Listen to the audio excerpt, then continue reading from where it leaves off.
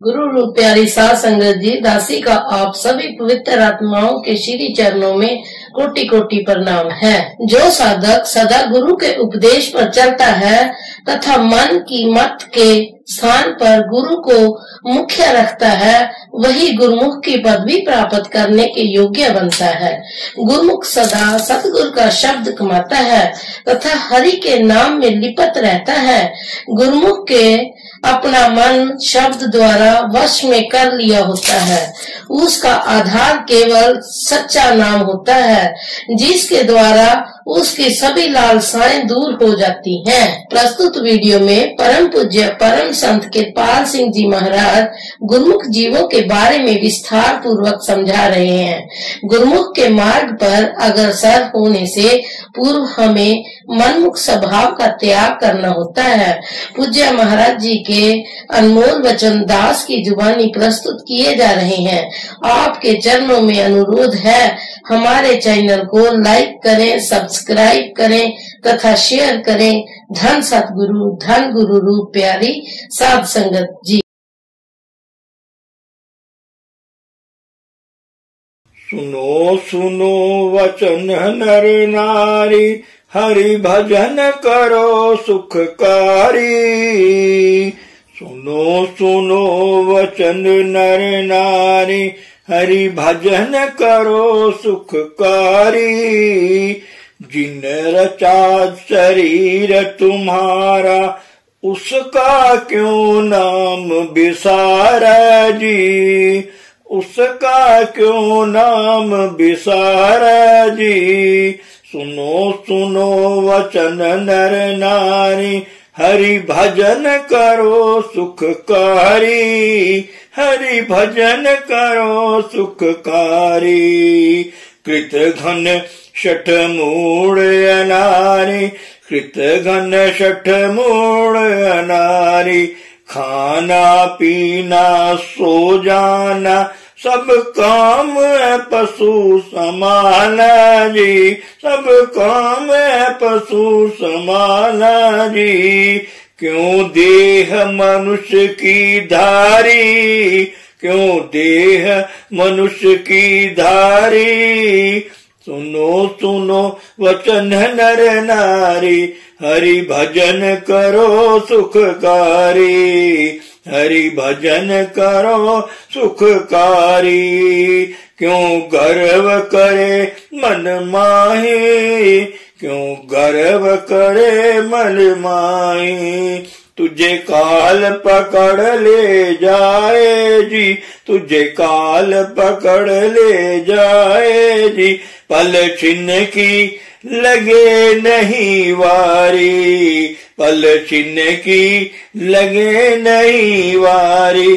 सुनो सुनो वचन नर नारी, हरि भजन करो सुखकारी, हरि भजन करो सुखकारी। जिन रचा शरीर तुम्हारा, उसका क्यों नाम बिसारा जी, उसका क्यों नाम बिसारा जी। विषयों से मन को मोड़ो, विषयों से मन को मोड़ो। हरि चरण कमल में जोड़ो जी, हरि चरण कमल में जोड़ो जी। ब्रह्मानंद मिटय भय भारी, ब्रह्मानंद मिटय भय भारी। सुनो सुनो वचन नर नारी, हरि भजन करो सुखकारी, हरि भजन करो सुखकारी। जिन रचा शरीर तुम्हारा, उसका क्यों नाम बिसारा जी, उसका क्यों नाम बिसारा जी। सुनो सुनो वचन नर नारी, हरि भजन करो सुखकारी, हरि भजन करो सुखकारी। गुरु रूप प्यारी साध संगत जी, परम पूज्य परम संत कृपाल सिंह जी महाराज जी अपने सत्संग प्रवचनों में गुरु भक्त की पहचान के बारे में विस्तार पूर्वक जिज्ञासुजनों को समझा रहे हैं। प्रेम या करुणा हृदय और आत्मा का गुण है। दुनिया अथवा दुनियादारी के प्रति लगाव को प्रेम नहीं कहते, उसे मोह या आसक्ति कहते हैं। लोग प्रेम की बात करते हैं, लेकिन प्यार है कहाँ? वे यह भी नहीं जानते कि प्यार किसे कहते हैं। कहा जाता है कि किसी को दिल देकर बिना दिल के दुनिया में विचरना प्यार है। दिल चला गया तो आपके पास क्या रह गया? जिसकी ये अवस्था बनी हो वह जानता है प्यार क्या है। प्रेमी का बाहरी लक्षण है कि वह अपना सर्वस्व प्रियतम पर न्यौछावर कर देता है और उसकी हर आज्ञा का पालन करता है। वह वही काम करेगा जो गुरु को पसंद है। वह गुरु की खुशी हासिल करना चाहता है, अपनी खुशी नहीं। प्रेम व्यवसाय या व्यापार नहीं है। वह खेतों में नहीं उगता, दुकानों पर नहीं बिकता। वह हमारी आत्मा का गुण है। जब हम किसी ऐसे परम पुरुष के संपर्क में आते हैं जो प्रेम का लबालब भरा पैमाना है बन चुका है, तो हमारे अंतर में दबी हुई प्रेम की चिंगारी प्रज्वलित हो जाती है। प्रेम का विकास मानव जीवन में ही हो सकता है। प्रेम हमारी आत्मा का जन्मजात गुण है। प्रेम का स्वभाव है किसी न किसी के साथ लगकर रहना। चेतना आत्मा को लगना था महाचेतन प्रभु से, जिसकी वह अंश है। लग गए शरीर और इंद्रियों से और इंद्रियों के द्वारा बाहर दुनिया से। यही इसके बार बार दुनिया में आने का कारण है। प्रभु से प्यार है तो मरने के बाद वापस दुनिया में क्यों आएंगे? हम वहीं जाएंगे जहां हमारा प्रभु है। प्रेम हमारे अंतर में जन्म जात है, लेकिन वह सुप्त अवस्था में है। किसी प्रेम के अवतार की संगत से ही हमें प्रेम की लौ जलती है। उसके हरी रस पीने और भीने भीने नैनों से और उसके पावन शरीर से प्रसारित होने वाली प्रेम की धारा से हम भी प्रेम में हो जाते हैं। यह रास्ता किन लोगों के लिए है जो तन मन धन जिस्म और रूह जान और ईमान सब इस राह पर कुर्बान कर दें। उनके लिए उनका माशूक, उनका प्रियतम ही सब कुछ है। प्रियतम पर वे अपना सब कुछ त्याग देते हैं। सरमद एक बहुत बड़ा फकीर हुआ है। किसी ने सरमद से पूछा, आपको मुर्शिद मिल गया? मुर्शिद से आपको क्या हासिल हुआ? सरमद ने जवाब में कहा, अपने जिस्म और जान की हिफाजत के लिए हम अपना सब कुछ धन दौलत मोह कुर्बान कर देते हैं। अपनी आत्मा को बचाने के लिए हमें अपना जिस्म कुर्बान करना पड़ता है। धर्म के लिए हम हजारों इंसानों को मौत के घाट उतार देते हैं। मैंने ये सारे बंधन तन मन के जिस्म और जान के रूह और ईमान के राहे मोहब्बत में मुर्शिद के चरणों में निछावर कर दिए हैं। ये सारी जंजीरें जो मुझे बांधे हुए थी मैंने तोड़ दी हैं और अब मैं सारे बंधनों से पूरी तरह आजाद हो गया हूँ। इससे ज्यादा लाभ क्या हो सकता है? मुर्शिद का वचन मेरी जिंदगी है, मेरा दीन ईमान है। मुर्शिद का वचन मेरे लिए जिंदगी का दाना पानी है। गुरु की शरणागति होना, निर्विवाद उसकी हर आज्ञा का पालन करना सच्चे प्रेमी की पहली निशानी ये पहचान है। यह निशानी किसमें होती है? उस व्यक्ति में जिसे बाहरी रख रखाव और लोकलाज की तनिक भी परवाह न हो। गुरु आज्ञा जिसके लिए वेदों का वाक्य है, बाइबल का आदेश, कुरान शरीफ का फरमान हो। आखिर वेदों में या बाइबल और कुरान शरीफ में क्या लिखा है? इन सारे धर्म ग्रंथों में पूर्ण पुरुषों के वली अल्लाह लोगों के कथन और बयान हैं, जिन्होंने प्रभु को पाया। उन प्रभु रूप महापुरुषों के मुखारबिंद से निकले शब्द ही हमें धर्म ग्रंथों में मिलते हैं। आज भी कोई प्रभु रूप महापुरुष जिसकी वाणी में प्रभु बोलता है मिल जाए तो उसके मुखारबिंद से निकले शब्द हमारे लिए वेद वाक्य, बाइबल और कुरान शरीफ के फरमान एवं गुरु ग्रंथ साहिब के वचन है। तन मन आत्मा का, दुनिया के सारे संबंधों का, अपने सर्वस्व का त्याग कौन कर सकता है? जिसका दिल बड़ा मजबूत हो, जो वीर पुरुष हो, सच्चे गुरु प्रेमी की बड़ी निशानी ये है कि वह अपने गुरु की आज्ञा का अक्षर पालन करता है। यीशु मसीह का भी यही आदेश है, यदि तुम मुझसे प्रेम करते हो तो मेरे आदेशों का पालन करो। दूसरे प्रभु रूप महापुरुषों ने भी यही बात कही है। गुरु नानक साहब ने कहा, वह परमात्मा गुरु के मानव तन में बैठकर आप ही जीवों को अपने साथ जोड़ने के लिए धरा पर आता है। उसमें और प्रभु में कोई भेद नहीं। देहधारी गुरु के सम्मुख जो शीश नवाते हैं उनके कल्याण में विघ्न पड़ सकता है, देर हो सकती है, लेकिन गुरु के वचनों पर जो फूल चढ़ाता है, उनके वचनों को शिरोधार्य करता है, उसका कल्याण अवश्य होगा। हमें चाहिए कि हम गुरु के वचनों को शीश नवाए, उनकी आज्ञा का पालन करें, तभी हम वापस प्रभु के पास जा सकेंगे। जो लोग गुरु को बाहर से शीश नवाते हैं मगर उनके आदेश का पालन नहीं करते, उनके कल्याण में अभी देर है। यह पहला कदम है परमार्थ के रास्ते का।